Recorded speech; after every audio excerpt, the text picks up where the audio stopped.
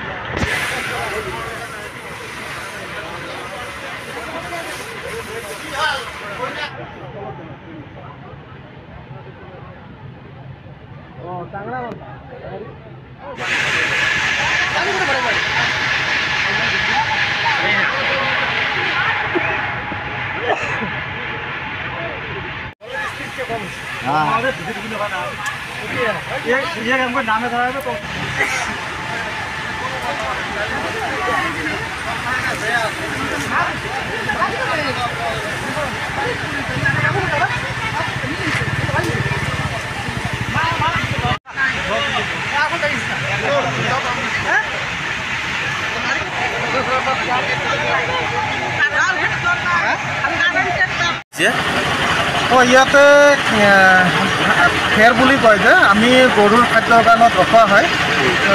ইয়াতে পৰেশ চন্দ্ৰ ৰায় হয়, যিজন অনাৰ হয়, মালিক যিজন হয়।